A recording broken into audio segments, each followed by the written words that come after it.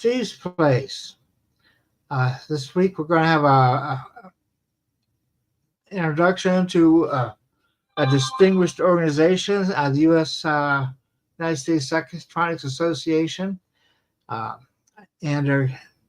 they've been in business for I don't know, I think since about the 70s, and we'll get more into that later. In the meantime, I want to remind everybody we have a conference coming up August 6th to 10th at the Crown Plaza. If you want to go check out our website, you click on the QR code. That takes you to a website. You can sign up there. But it's August 6th to 10th. We still have a 30% discount. And it'll be at the Crown Plaza again in Albuquerque, New Mexico. I know everyone will have a great time. There's going to be a lot of interesting people there. If you've never been to one, I would encourage you to go to conferences whenever you can. It's a good way to meet people, real people, live people, and exchange ideas on that. And I also want to remind you about our 2024 DVDs or presentations from Nationalist Conference. They're available on HowTube.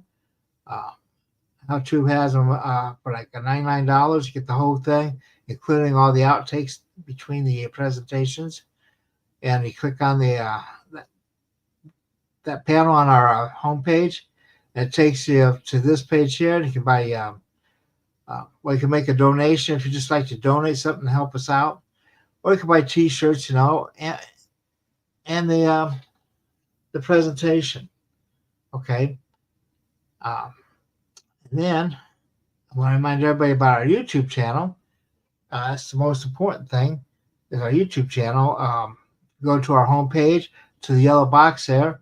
You'll notice that you have the Test Tech channel, which takes you to our channel, and then you can become a subscriber there. It's free to be a subscriber. Better yet, you can join. But we also have all the conferences sorted out. So if you go to our conference directory, just click on conference. It takes you to a conference directory, and you can check out the all the different conferences there. And if you know which conference you want to look at, you click on it, and it brings up all the speakers in that conference. And we also have a speaker directory, which is a work in progress. And you know what speaker you want to see, you click on that speaker's name, and it will take you, bring up all of his talks that we have up there. And of course, you have a shortcut to Steve's Place. And let's see, I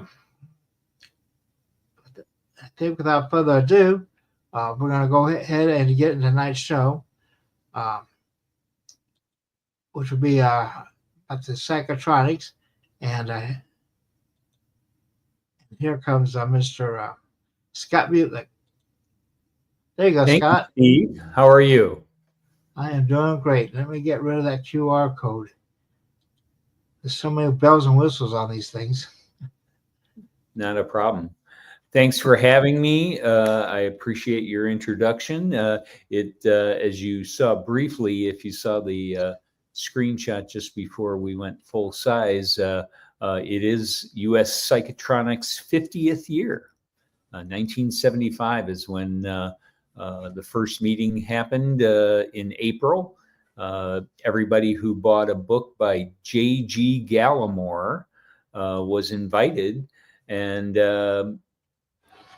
the Borderland Research put out that book, and so they got the list of everybody who bought the book, and 75 people showed up in Indianapolis, including my father and Ed Kelly's father, Peter Kelly. It was they had such a great time. They didn't have a full list of speakers, but people got to share, and they all agreed that they should meet again the next year. And they called themselves the United States Radionics Congress. And it stayed that way for 2 years until 1977. Radionics was made illegal by the American Medical Association in the 50s, and they were putting people in jail, chiropractors and other people who had a shingle out and said they were using radionics. And so radionics had a bad connotation still. And they picked up this new word by Zizek Rajek of Czechoslovakia called psychotronics, mind devices. So anything that you interact with that is a device could be a pendulum, and could be a card, a Malcolm Ray card, or a Hieronymus device that's printed on a piece of paper. It doesn't have to be a machine per se. It has to be a tool. And that's what psychotronics is. It's a tool for interacting. US Psychotronics has had this will be our 42nd conference, July 17th to July 20th. And we've covered a vast array of topics. Not necessarily all mind device. We've done a lot of free energy talks. In fact, a group of people from USPA met out in Colorado in 1984. Toby Groats got Tom Bearden and a slew of other presenters at USPA from our first 9 years. And boom, they started their own group, which you've taken over and done a remarkable job of presenting free energy.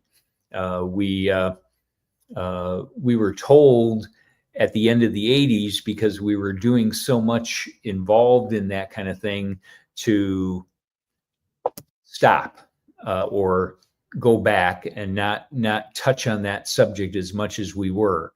We still did, but not to the extent that you've done, and we had to be very careful. In any case, if you can go to the slides, I'll talk a little bit about the conference, and then we can have more of a conversation about US Psychotronics and so forth. This is our poster, and I will move back to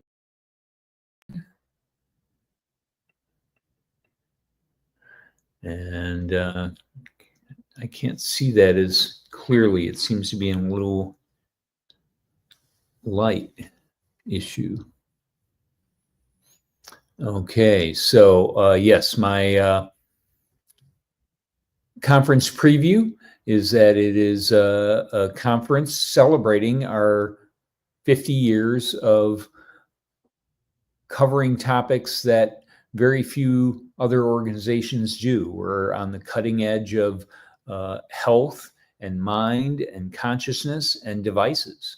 And the conference is going to be in Crystal Lake, Illinois, 34 miles northwest of O'Hare Airport, outside of Chicago. Special rate of $119, including 2 breakfasts at the Holiday Inn Alara Ballroom.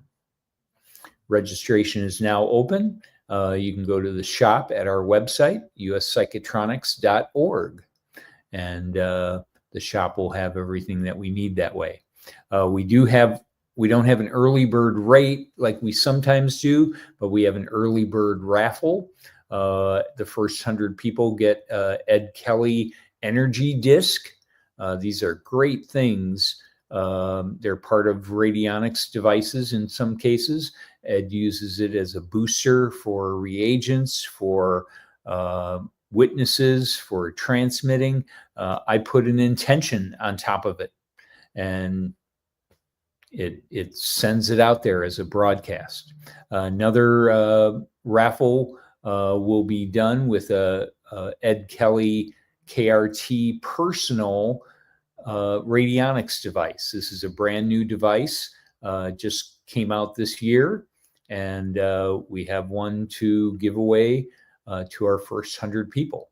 And then we have another door prize from Sammy Chaudhry. He works with Pete Radati, and this is his second version of radionics device. I know, Steve, in the past, we talked about radionics, and you said there's other words that you and some people in your group use, and I know there are other words out there. If you work for the government, you don't use the word radionics. You have all kinds of other code words, but radionics is the name. Radiesthesia is without the big technical machine, but similar process.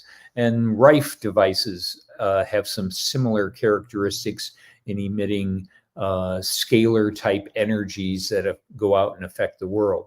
So a radionics device is what Pete Rodati, one of our workshop people, says is going to be something that you want to have in your security blanket in the future. Some people stockpile water and canned goods and weapons. He also recommends that you learn how to use a radionics machine, because this is one of the frontline devices you have at transmitting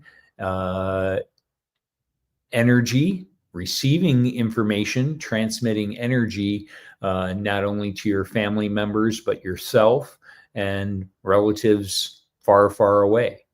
In the United States, it's not legal to use a radionics machine on a patient.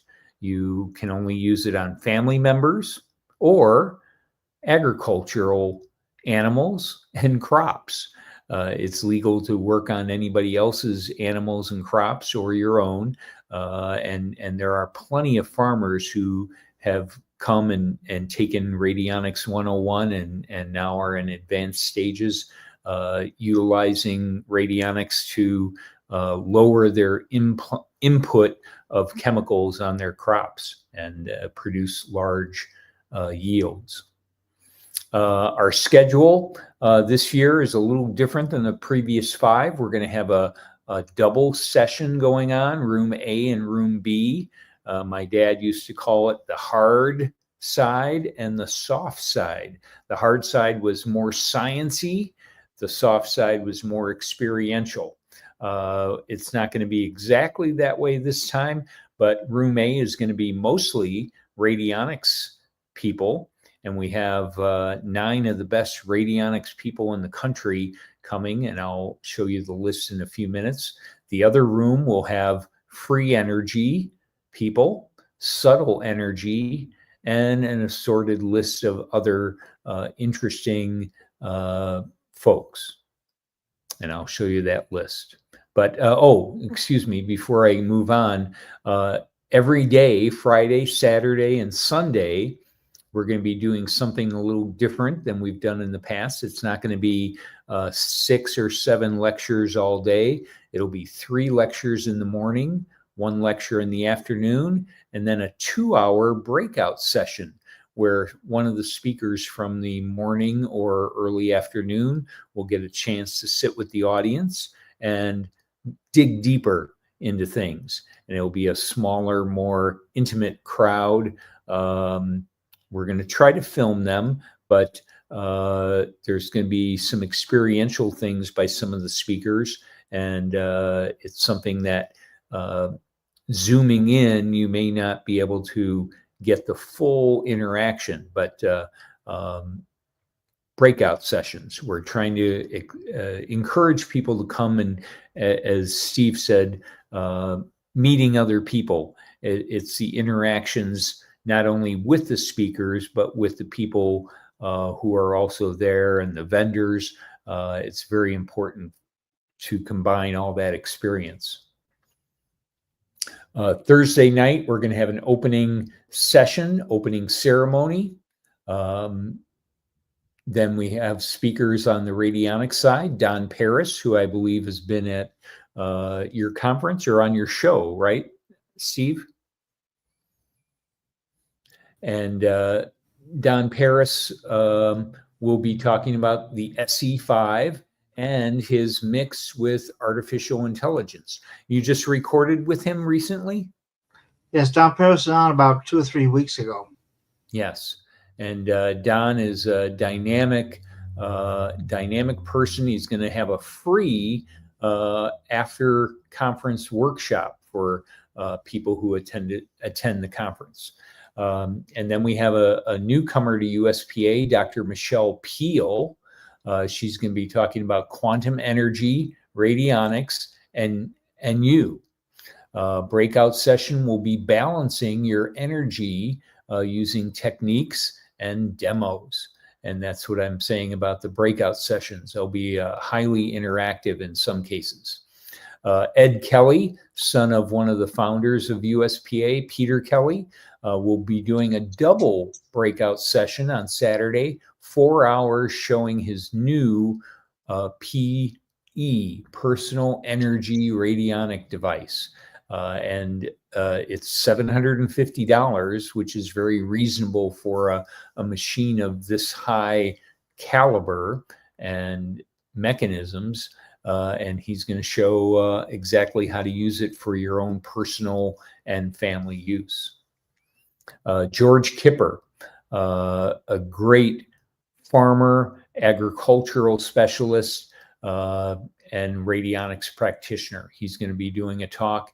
He'll be involved in the Q&A.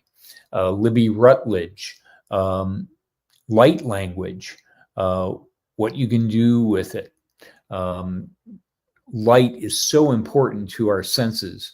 And just getting off track for a minute, I just saw the name, my first year attending USPA was after I graduated from college. And I had just started my first teaching job in teaching physics to high school students. And I went to the USPA Houston conference in 1980. And there were only 15 speakers, including Tom Bearden, John Murray, and a gentleman named Charles Whitehouse, who was brought to trial by the Virginia Medical Association as a chiropractor treating children with color therapy.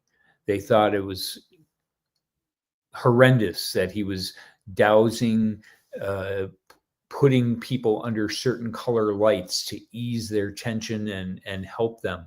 And in many ways, we've come a long way, but there's more things like this that are very important, and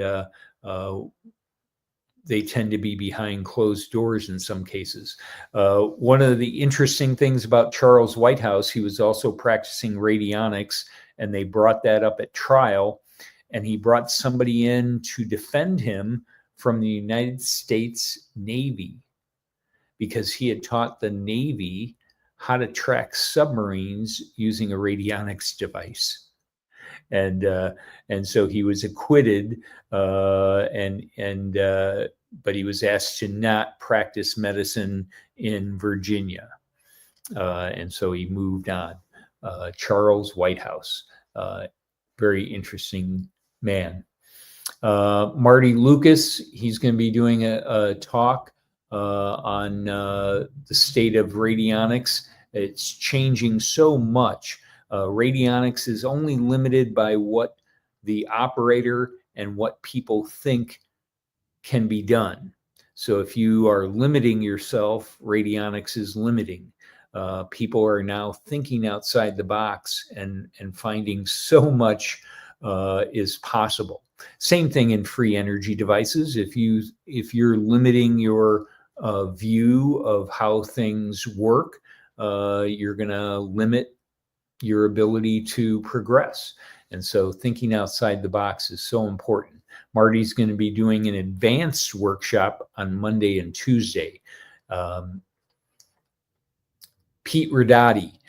Pete Radotti is the newest thing in radionics. I shouldn't say newest. He's been at it for over 20 years, but he's a hot commodity. He's written 4 books that have sold over 1 million copies on Amazon about radionics.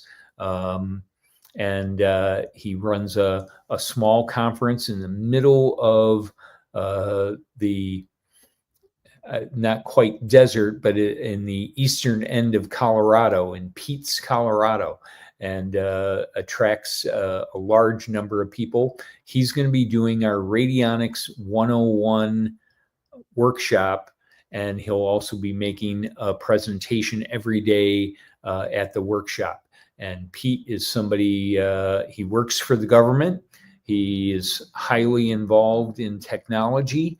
And back in the 90s, he had an experience where his mother was ill, and his family had this history of hands-on healing, and he didn't really buy into it. But when he saw his mother on her deathbed, he did some intention and work, and she recovered and lived another few years. And when he came back home from Italy, from where his mother was, he contacted the only thing he could find on this new thing called the internet, and he had access to that. And he found a phone number of my dad, representing USPA, and he asked my dad if he was, if something was, if this was reasonable that he could do this kind of thing. And my dad said, everybody can do it if you give yourself an opportunity and you don't have certain negatives holding you back. And so Pete came to USPA, took Radionics 101 from my dad and others, and now he's going to be teaching Radionics 101. So we're really excited to have Pete with us. Sammy Chowdhury has been a vendor at USPA, and he's discovered radionics, and he has a key for technology and building, and he's been building devices. A name that's out there on the circuit of lots of conferences is Daniel Brinkley. He first came to USPA in 1994 after he got hit by lightning a number of years earlier, and he wrote a book, Saved by the Light. And what a fascinating story. His 1994 story was quite amazing. He talked about being a CIA agent, a hitman. And another story he told more recently was that he was sent to a conference of the International Psychotronics group from Czechoslovakia. He was sent to a meeting that they took place in the US in Georgia, and he was supposed to spy on these radionics people and find out what this radionics stuff was all about. Well, he was so excited about learning about radionics that he followed one of the speakers home just a few miles away in northern Georgia, and that was Galen T. Galen Hieronymus.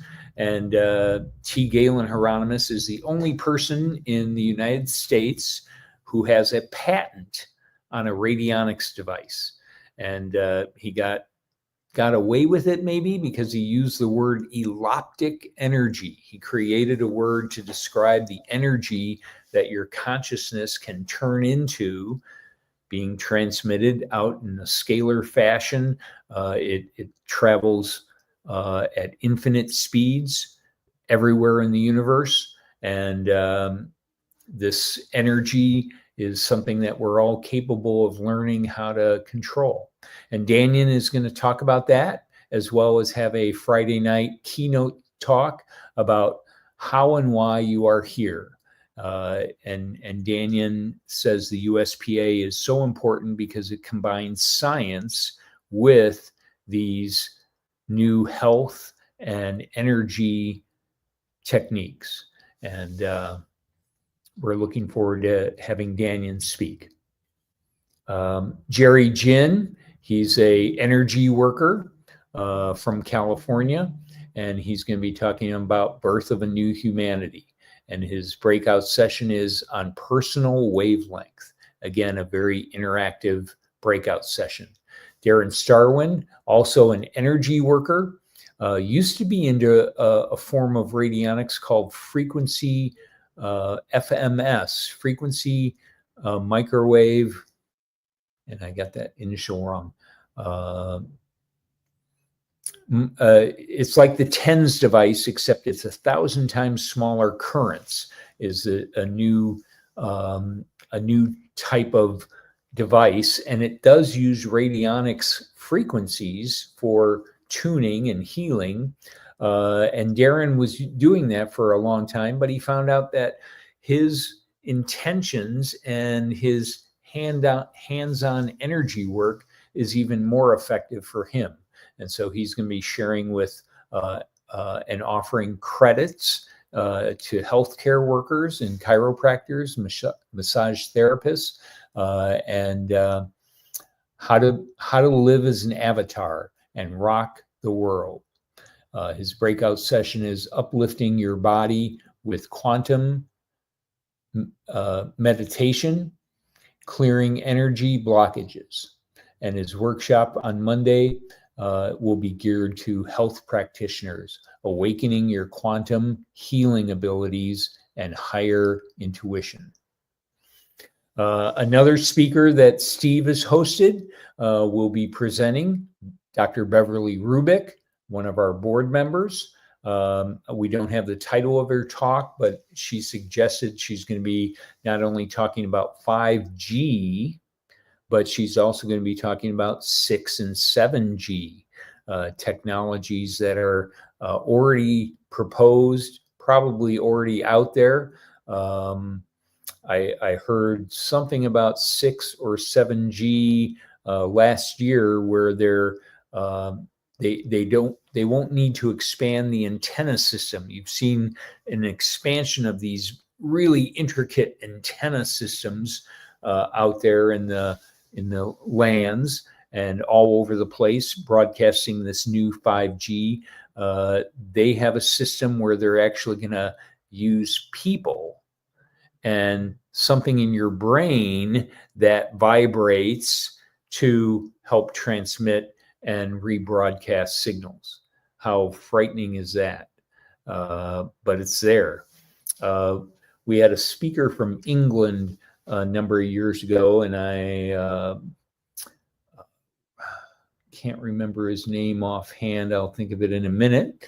But he talked about being a spotter in World War II, and he was on the island of Ireland, and he was manning an antenna for broadcasts from the ships, and his job was to keep it operating. And while he was doing that, he noticed wildlife, insects, and so on, and they had antennas. And he did a very fascinating study and did research on this for many years, the fact that our antenna systems are very similar to, smell like and look like the antennas that nature has built. And so it's not surprising that if animals and the like are broadcasting information, the way that we broadcast information has some similar characteristics.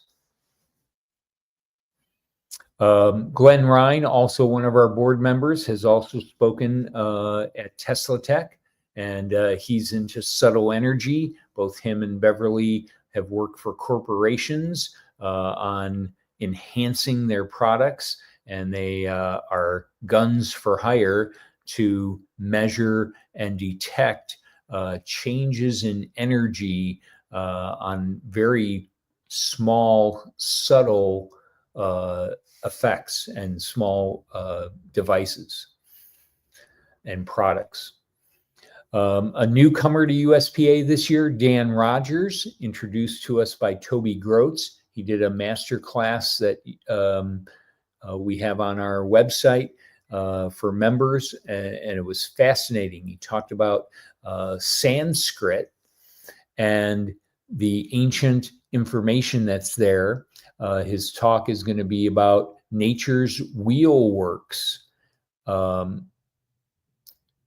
revealed, and he's going to apply this to free energy devices. And so again, looking at nature, looking at past ancient information, and combining it into new technologies. Another one of our speakers is going to be Nick Begich. Nick was made famous by his book, Angels Don't Play This Harp. And Nick has lots of information like this and more.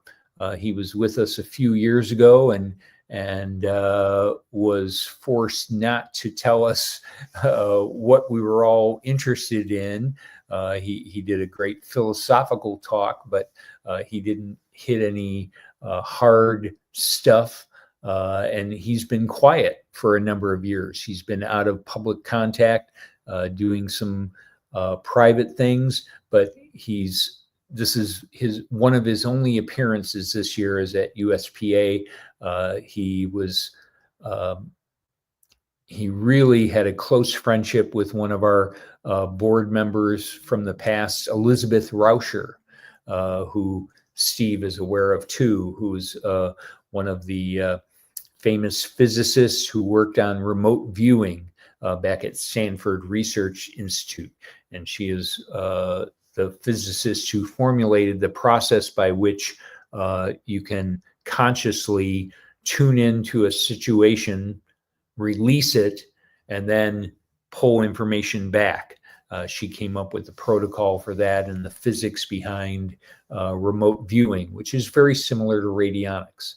But Nick was a longtime friend with Elizabeth and is excited to come to USPA for the second time. Charles Bensinger, he is a free energy worker as well. He's going to speak with Toby Groats, also somebody who's been with Tesla Tech and started the first group in 1984, solely related to free energy work. And Charles Bensinger just came out with a book called Disruptive. It's a novel about what free energy devices the government has and what the world would be like and how it would change if those things got out. And so he put it in the form of a novel so as not to try to claim and have people come down on him. It's a story, but most likely, as in a lot of stories that I've seen lately in novel form, there's a lot of truth behind them. And then another exciting free energy person, Jean Manning, one of the longest researchers into free energy devices. She's interviewed lots and lots of people, maybe almost as many as you, Steve. Jean is going to talk about the history of free energy.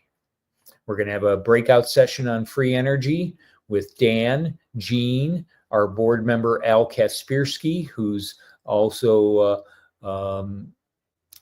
been to Tesla Tech and enjoyed his time there, Toby Groats, Charles Bensinger, and maybe even Steve Ellswick, if he can figure out a way to get to Chicago.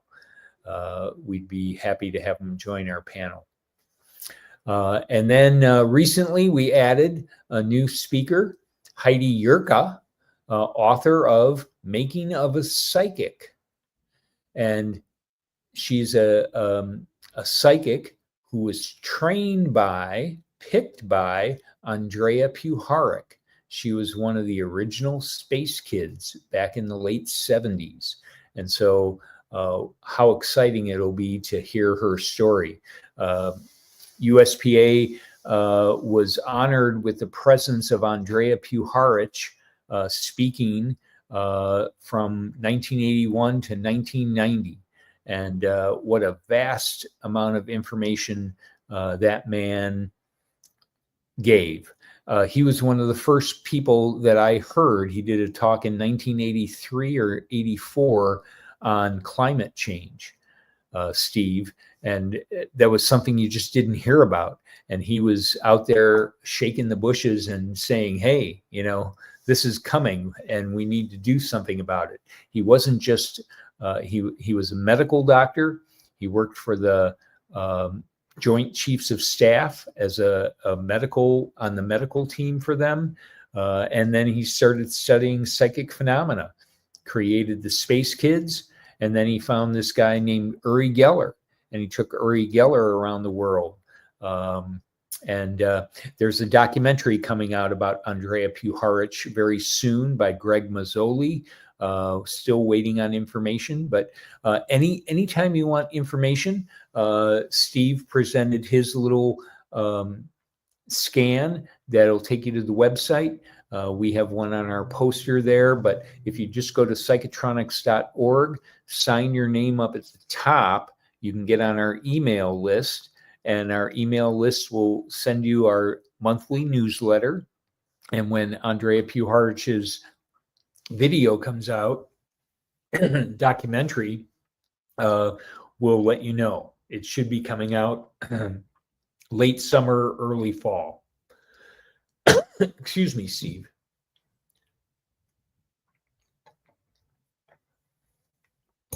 Okay, and then the next three speakers on the slide are from our call for papers, and we're excited to have those people come with us.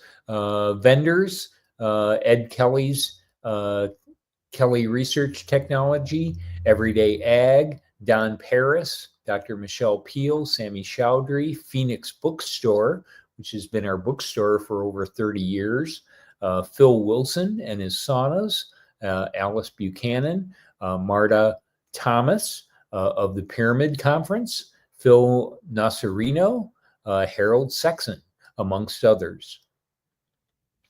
Conference rates, $325, pretty reasonable. Non-members, $375. It only costs $35 to become a member of US Psychotronics. We haven't raised the rate since 1989. And in that year, if you were a board member, you had to pay $50 for the honor of being a board member. US Psychotronics is still a nonprofit, 501c3, all volunteer.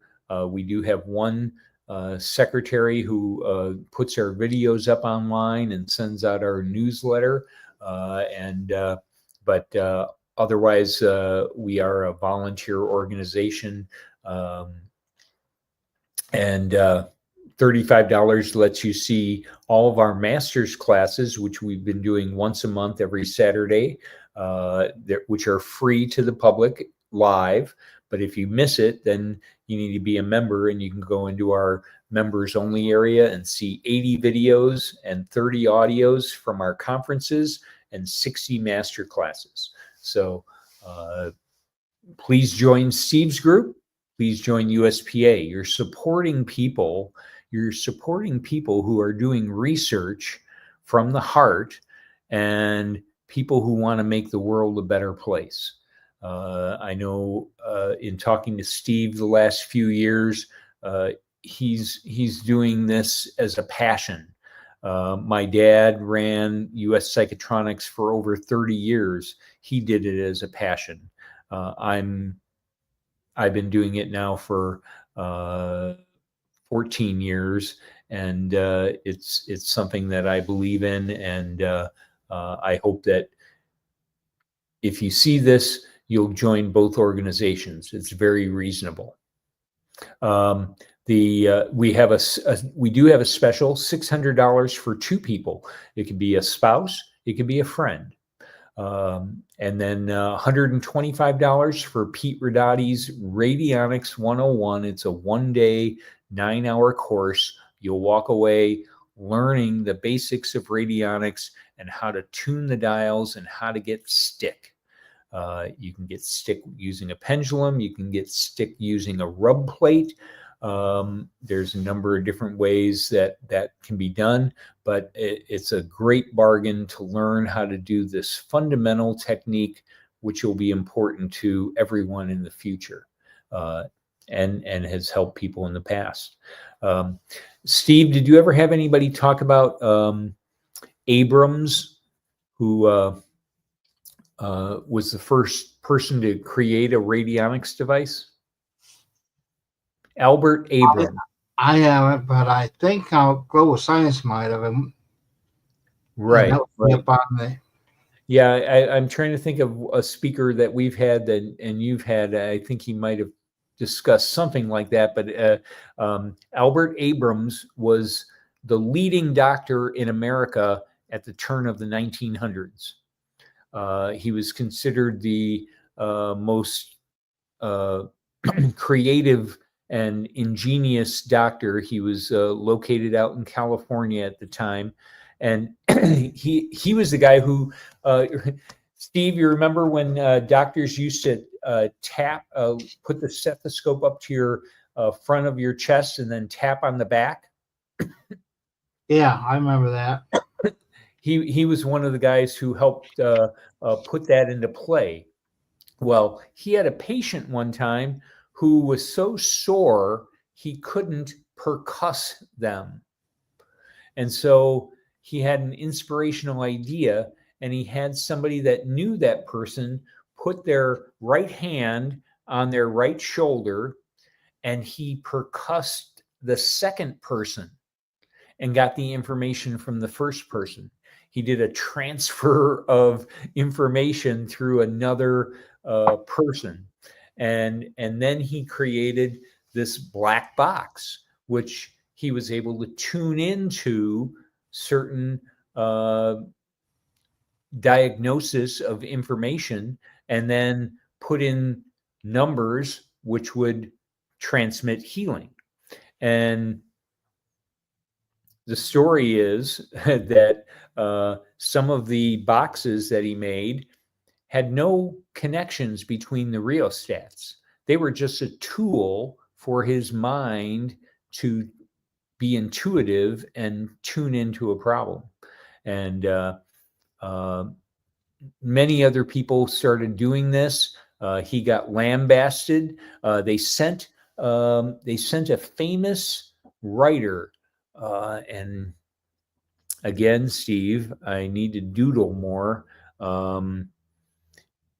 We would all know his name if I could remember it. But they sent the people from the medical society sent this guy to talk to him, and then they were going to use his words. He was going to write a story and criticize Albert Abrams for what he was doing.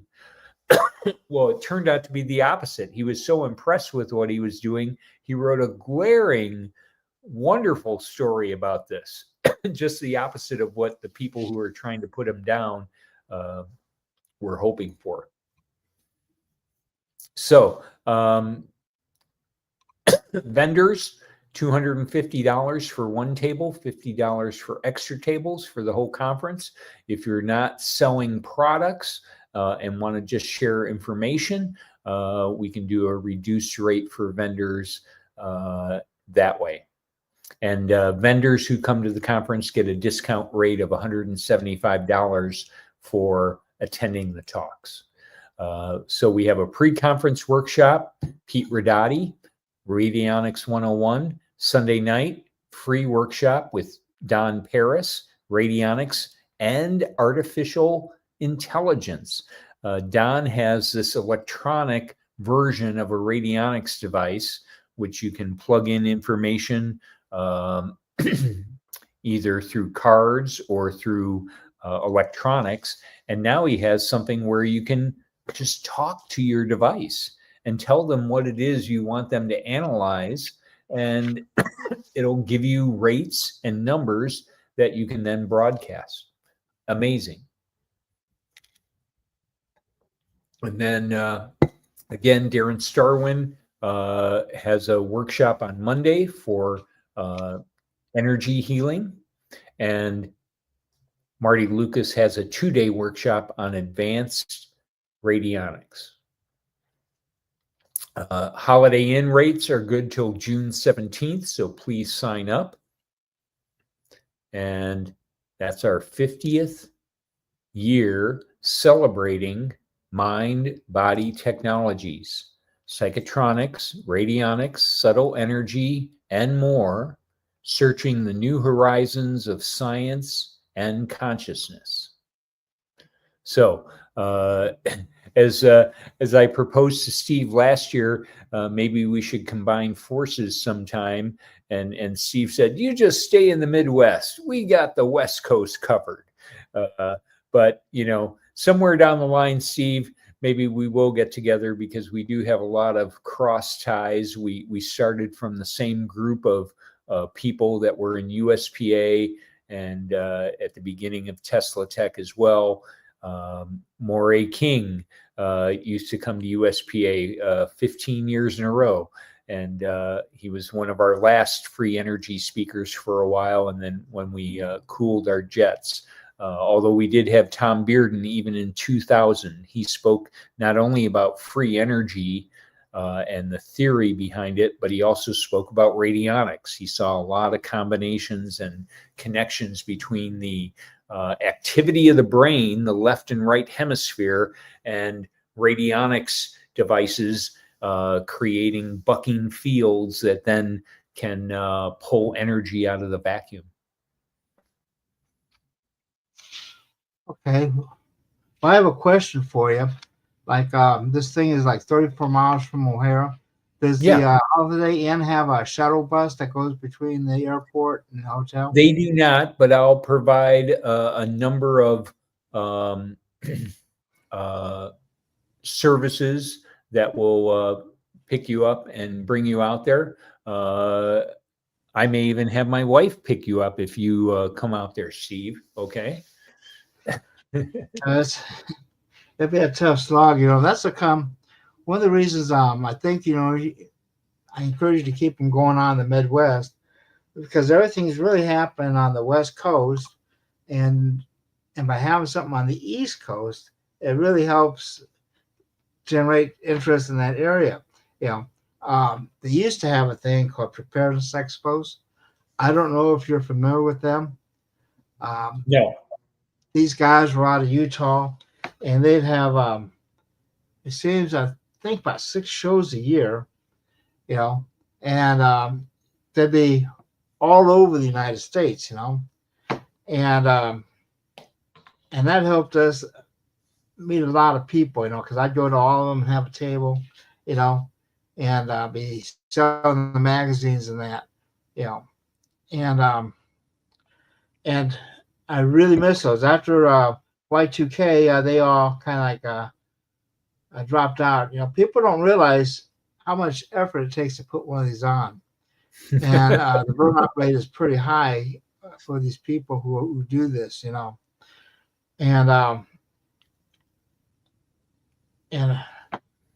don't know. It just takes a lot of effort. The society, which you talk about in 1984, the first conference there, the Tesla Society, was actually a joint conference with you guys, the IEEE, which I was part of, and Toby was like the chairman of all of that. He put all that together. Right. So, and then from that, somehow some guy from the New York Times came out there, did a big article on Tesla for the science thing. I mean, it was a big thing, and all of a sudden, we got all this mail, and that's how the Tesla Society got started. We got all this mail, and then it's like, gee, well, what do we do? Do we do a permanent organization or what? So we decided to form a permanent organization. Those are the days. Had a lot more energy back then. Yep. But these are the days, and we need to share this information with young people, because the future is all about your taking a personal stake in not only your intentions and what effects they can have broadcasting out there, but the potential of energy that we live in. We live in a sea of energy, right? How many different people have said that? John Moray, Tom Bearden,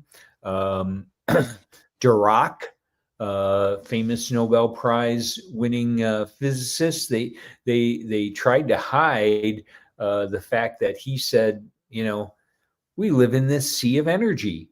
Something similar to what Tesla said as well.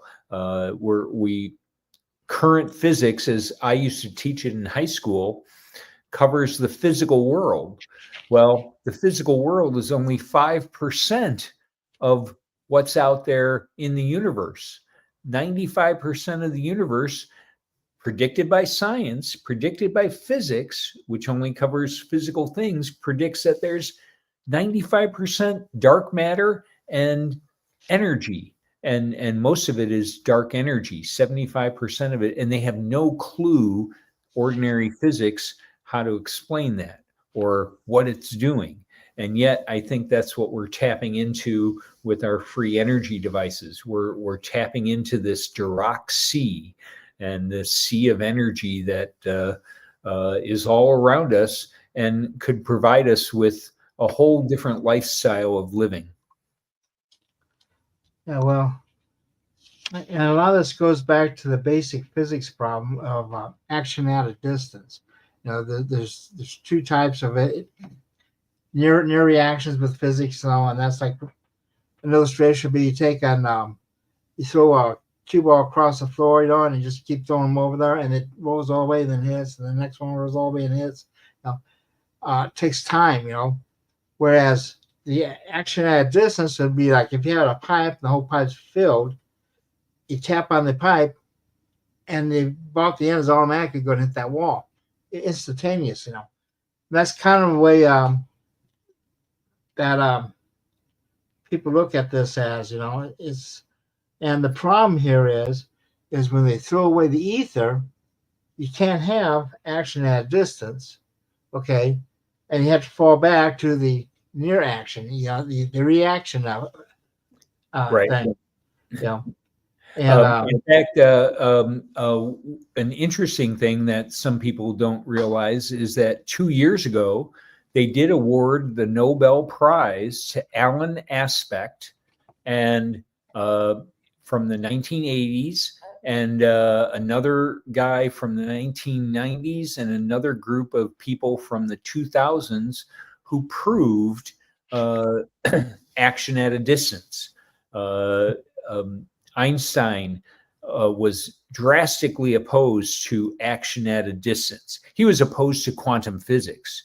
Albert Einstein. He didn't like it. God does not play dice. He didn't like the chance scenario of things being in two places at once. And he created a problem, the EPR problem, with Rosen and Podolsky, I believe it is. And he created an experiment. He said, if you can do this experiment, it'll prove action at a distance. And 30 years later, Alan Aspect sent a particle, a pair of particles in opposite directions, sent one through a magnetic field, flipped the one particle, and instantly the other particle flipped the opposite way. Paired reactions at a distance. And it was done over and over again, and it got the 2023 Nobel Prize. So we live in a world of action at a distance where there is this connecting medium, but yet ordinary physics doesn't do what it should be doing with it and taking it to the next step. That's what Steve's group is doing. That's what people in our group are doing, not only for energy, but for human consciousness and transmitting healing energy, subtle energy.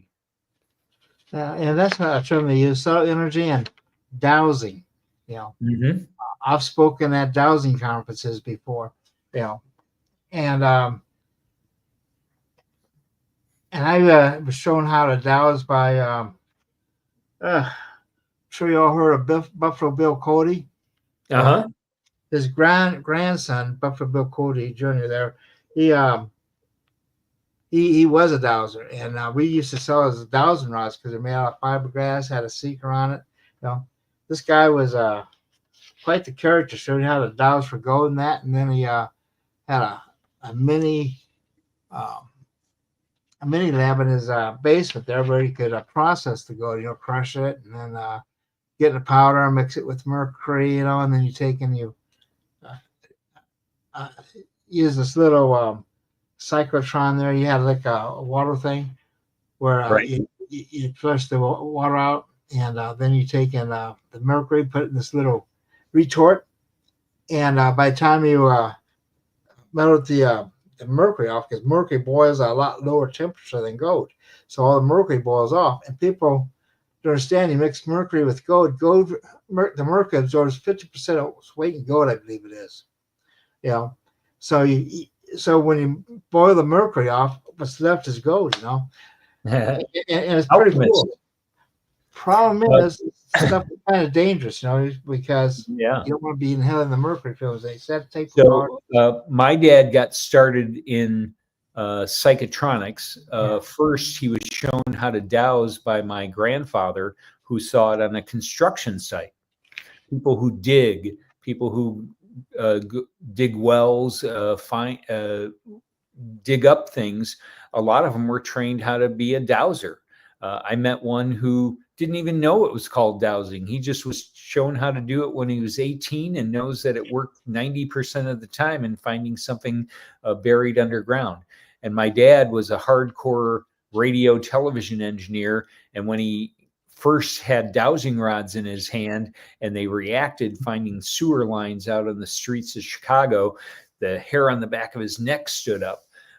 And it got him wondering. And then he ran across the book Psychic Discoveries Behind the Iron Curtain. And in the back of the book was the American Society of Dowsers and all kinds of other organizations, UFO organizations, and he joined half of them. And that, but he wasn't excited. He didn't get excited until he read Jerry Gallimore's book Unusual Energies, which we have for sale on Amazon through USPA. But there was some hardcore stuff about the physics and potential physics behind dowsing, behind all kinds of effects, anti-gravity, and so on. We had a speaker in '92 in Milwaukee, and he ran Mankind Research. You would know this guy's name, and he did a talk at USPA about dowsing during the Vietnam War. And interestingly enough, my dad wrote 2 letters, one to the Army and one to the Navy, about using dowsing because they were having trouble with the Viet Cong digging tunnels underneath the American barracks and popping up. And so they were trying to figure out how they could find these tunnels. And while my dad wrote to the military after learning about dowsing and said, hey, maybe you need to do this, they actually hired Carl Schleicher of Mankind Research. Some people think Carl is the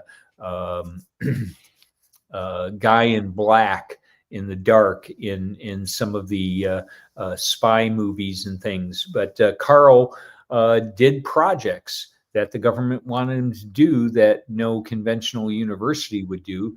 And Carl and his group created the bobber, which is a one-handed dowsing device. You hold it in your hand and it has a ball at the end that rotates clockwise or counterclockwise.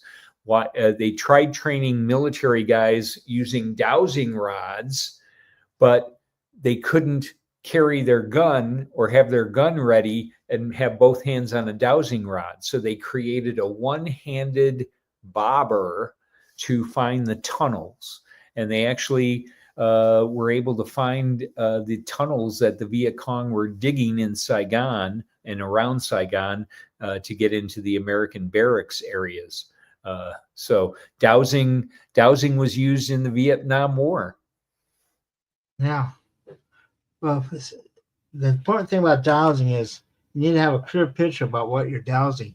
And like for water, you know, the best thing is a willow branch, you know, because the willow will have a fresh willow branch because it will have pure water in it.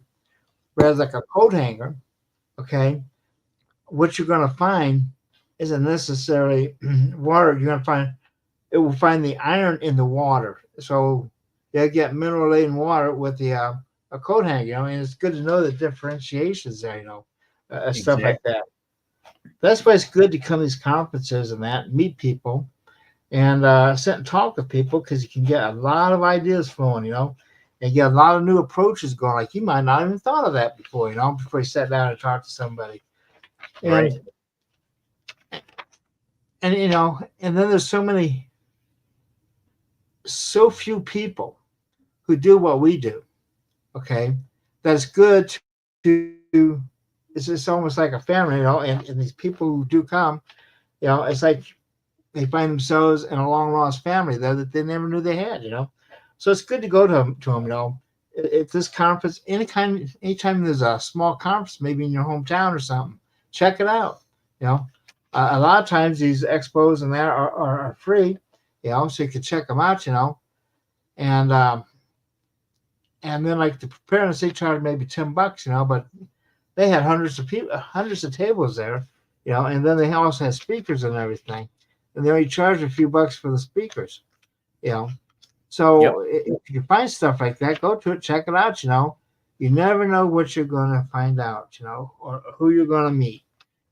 Anything can happen at these conferences. Like By design questions that you have, you'll be able to meet somebody who has those same questions and someone else who has the answers. Yeah, and then they have devices there too. And sometimes when you read about something, you get a picture of one way, and when you go and see the actual device, it might be totally different. The concept is, like, I saw this one guy working on a solar device up in Crested Butte, and then I met John Searle himself, and Russell Anderson, and saw their devices. That was totally different, than what this guy was doing. So yeah, I mean, that's get a chance to go to them, and I think you had to stop having conferences during COVID. Yes. Yeah, and I had to cancel one during COVID too, because in New Mexico they limited meetings to 5 people at one point, and 5 people a conference does not make. And so we was able to get going immediately the next year. We just pushed everything back a year, and so like I say, though, since then everybody's become so reliant on this electronic media and everything. Zoom meetings. And and that's good and everything, but it takes away that personal interaction, Exactly. And I just, I like seeing people I could tell people things in private, face to face, I would never speak about on video, or on a landline, because you just, you don't know who's listening and that, and even then, we have no privacy. In fact, I think next week I'll be talking about privacy, and the week after that will be Krishna will be coming with his water technology on May 18th. So you guys don't want to miss that. Do you have any outside of the conference? Do you have any other exposure on the internet, or do you have like we started after when COVID started and we canceled the 2020 conference. We started a program called the Master Classes, and so we offer a monthly talk, and we've had 62 of them so far, plus a few additionals that got numbered together. We had we replayed a Tom Bearden video one month, and we had a conversation with a number of people, including Tom Vallone, about Bearden's work. And then Tom Vallone did a reflection on Bearden's work. We had Dan Davidson 3 times, and these are a wide range of topics, and Again, sign up for a newsletter and you'll see these activities.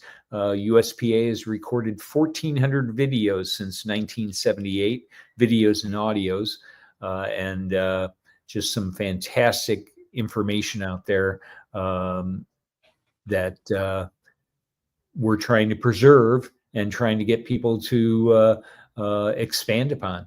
That's our goal, just like your goal. Well, I assume your newsletter is electronic. It is. It is. So, and it's free. You don't have to be a member. We have a mailing list of about 5,000, and we'd sure like to get more and more people to see what we have to offer. And here's a question for you. Will you be streaming this conference online on HowTube like Steve does? We're probably not using HowTube. I did talk to Mike at HowTube. I did enjoy watching Steve's conference the last couple of years on HowTube. And we are working on live streaming. We already have it secured that we're going to be filming everything. And if we don't live stream, we're going to offer packages of our material in a similar kind of live stream thing where you'll have 2 or 3 months to view all the talks. I know HowTube has a unlimited program for that. But we're going to do a more conventional thing. If we do the live stream, it'll be active for a few months, so you don't have to necessarily see them all live. But we are going to film everything, and whether it's going to be live or Memorex, right? let's hear your high pitched Ella Fitzgerald voice, right, Steve? All right. That used to be one of my favorite demos in physics class was the sympathetic tuning forks and synchronicity of vibrations. In fact, I had a student in the late 80s. He ended up going to one of the military academies. He's one of the smartest kids I had. And he came home from for a break, and he came into school and he visited me and he said, "You know what I'm doing?" He goes, he was only a sophomore at one of the things. They were taking a diagram of a tank, like a computerized version of a tank, and they had a oscillator, and they could crank up the frequency until the tank started shaking and they could break it apart. So they weren't just breaking wine glasses, they were learning how to destruct entire objects. That's what the military was practicing with these kids back in the late 80s, early 90s. So you wonder what they're doing today. Well, today, I don't know if you're aware of it, but like if you go to Ukraine, they're now starting to I would say test, but actually they're using these lasers and everything to knock out these drones and everything. And Right. And I remember the first time I seen what they call the airborne laser was in 1984 at Kirkland Air Force Base, and they had just figured out how to focus that laser beam, because when you're trying to shoot it through the atmosphere wavers, and Right. You can't have, when they found out, using a ring laser, they can counteract that. And they just figured that out in 1984, and so we got to see a lot of stuff, behind the scenes, because I was a engineering student. They're trying to recruit engineers, in the Air Force. But you figure they were that advanced now, and it's just now, what is it, 40 or 50 years later, that there's, people are becoming aware of them, and that's what the Navy's using on the ships, for missile defense now, and these lasers, they shoot out enough energy, and this was all science fiction stuff back in the day. In fact, in our 1984 proceedings that Toby was the editor of, we have test this paper on a particle beam weapon on there that they found in the back rooms. I believe it was of NOAA there in the Boulder, you know. So you never know what you're going to be coming out with, and there's nothing new underneath the sun. It's just that a lot of the stuff that seems like it's science fiction is now science reality, you know, and a lot of the stuff is becoming more advanced because of material science, you know, with the different materials like the batteries now, you know, everyone is trying to poo-poo electric cars because of the batteries and everything, you know. They're making this huge investment in lithium, but I have a feeling that they're getting ready to come out with a new battery that doesn't even include lithium, and it's cheap, you know. I think it was lead iron is what I read, or was it nickel iron? Well, you know, it's just like nanotechnology, right? When you go down to 10 to the negative ninth, a million times smaller than a millimeter, all the rules of physics change, and they're able to put a nano layer next to another nano layer and get transfers of information and transfers of energy back and forth between certain layers. You know, and again, that's technology that they've been doing for 20 years. You can imagine what they're at now. The Navy took Fleischmann and Pons's cold fusion and spent $20 billion. And you know, from what they called ridiculous back in 1987, and I'm pretty sure they have technology that applies that cold fusion in their submarines.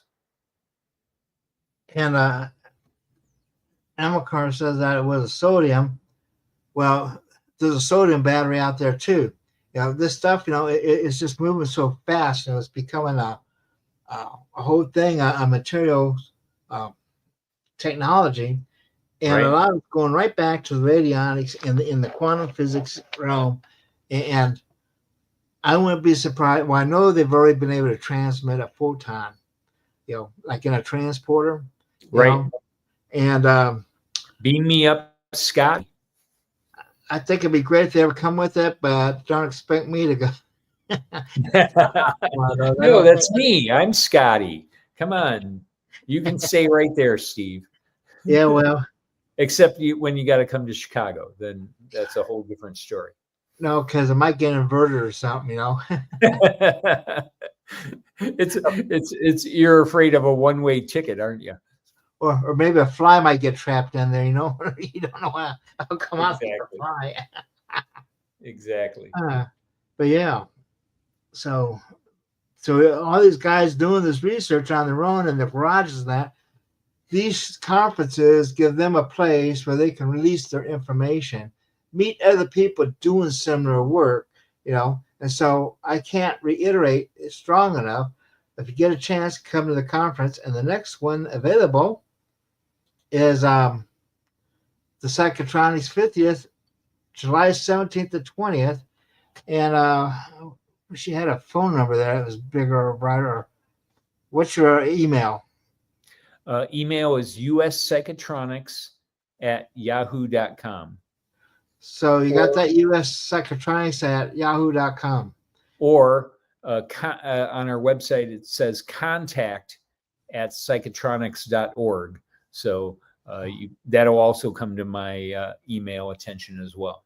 So please sign up for the newsletter, and you'll find the email contacts all over the place as well. And if you get a chance, go to it. Go check it out. If they live in the area and they just want to walk in and check out the exhibits, maybe can they do that? They can do that, and we have one day entrances as well. Okay, so we might want to go out and check it out. You know, get out of that basement. Exactly. Go meet some people, you know, and then you too will be able to show off your stuff someday at one of these conferences. You know, these conferences are just so important for people to go to. You know, I can't emphasize that enough. You know, Actually, this is the only time I get to go out is at these conferences. It Right. seems like, especially since the COVID days, they seem to isolate you and they want to keep you isolated. So get out of that computer. They're trying to trap you in it.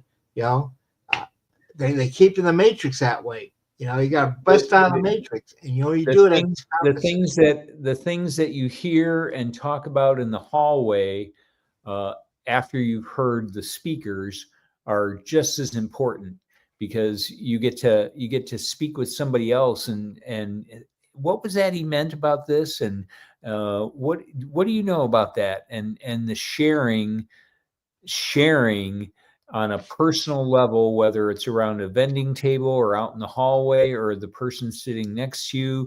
A couple times recently, we had a banquet because, as Steve knows, you have to have food at these hotels to help pay for the space.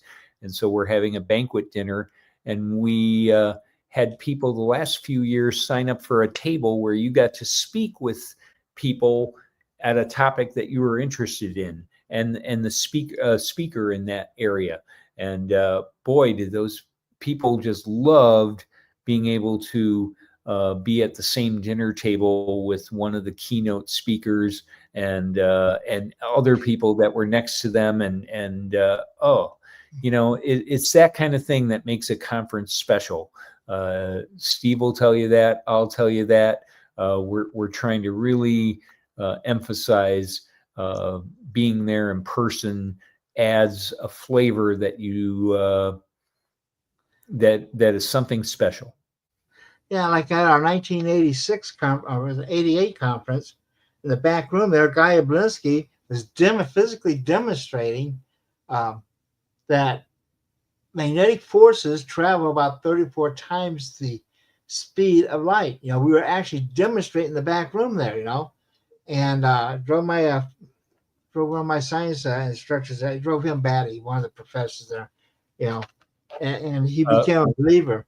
And that experiment helped break up this teaching, that the speed of light was finite or whatever. Well, it's not. It varies due to materials and that for starters. And and the higher levels of existence. My dad used the Kabbalah and ancient writings to predict that this level is 1C. The next world, there's 4 worlds in ancient wisdom with a layer between each. And the numbers are 1 times the speed of light, then 3 times the speed of light, then 9 times the speed of light, then 27C for the 4th highest domain. And if you add up 1, 3, 9, and 27, that equals 40, which in Kabbalistic terms is the whole. Same number of years that people were wandering in the desert, same number of days as Jesus was out on his isolation. There's numbers that the ancients knew that had meanings that we're still unlocking, and those higher speeds of light are important. Guy Oblinsky was with us just a couple years before he passed away, and one of our board members and a good friend of him spent a lot of time with him the last few years, and his healing device, which was just amazing. My dad spent a few years there with Guy, an incredible genius. so also, at one of our conferences, we had Malcolm Bendel. He comes in there, and these guys are actually converting a regular generator,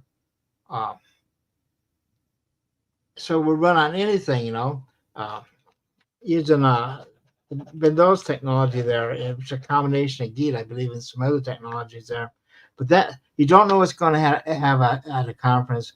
A lot of times, what you see on the schedule is pretty much, what the focus is But in those back rooms and the hallways, there's a lot of action going on behind the scenes. You know, I had a guy come up and he brought his motorcycle. It was running on water. You know, it was outside. You know, and he showed it out there. You know, you didn't see it on the schedule.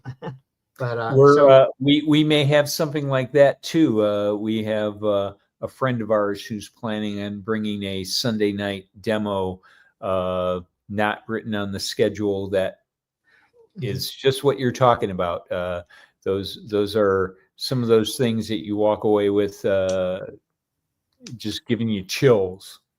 And you have to be there in person. And we have a request here. Do you have a story of an extraordinary healing from radionics? Okay. Extraordinary healing. One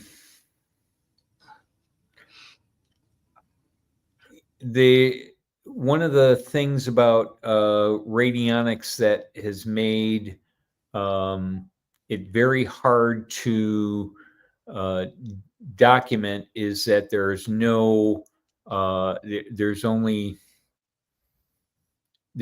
no written scientific studies of its efficacy. There's only personal things, and I myself am not a radionics practitioner. I'm being drawn to work my way into that. My dad showed me a radionics machine in the late 60s, and drew it on a piece of paper and said, "This is all you need." And so I've never used I have some machines, but I'm not necessarily, I was never drawn to it until more recently. But I don't know of any stories that way off the top of my head, but I do know that if you come to the conference, we have 9 radionics practitioners, and that would be a great question for the roundtable when they're there. Yeah. And these people are genuine, just like Steve was mentioning going to the dowsing convention. Marty Lucas was president of the American Society of Dowsers.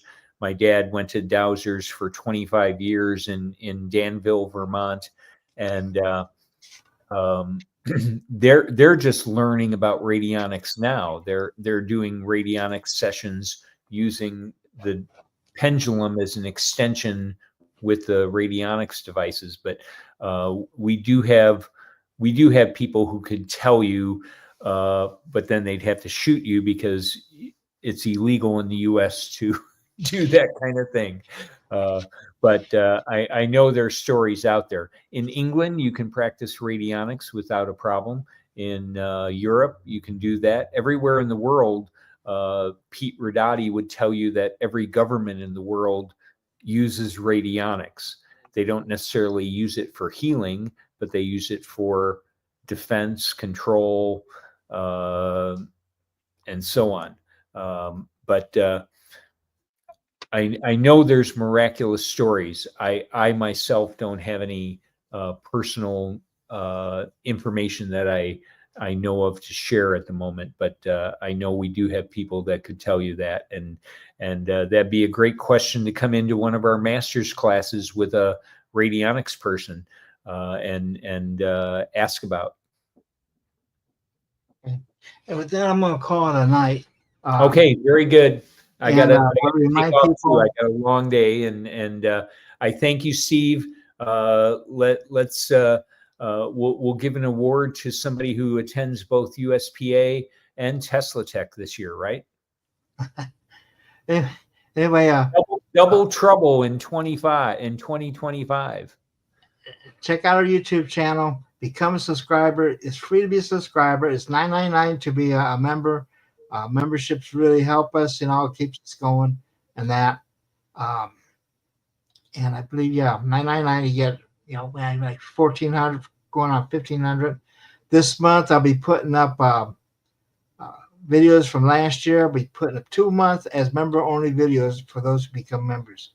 Anyway, don't forget, if you like the show and that, give us a thumbs up on the YouTube thing so other people can find us. Thank you much, and I'll see you in 2 weeks. I'll see you next week on I believe it's going to be privacy, and then the week after that, it's going to be on water. And you have a great day and a great weekend. Thank you again, Scott, for being a Thank guest. you, Steve. Great talking to you.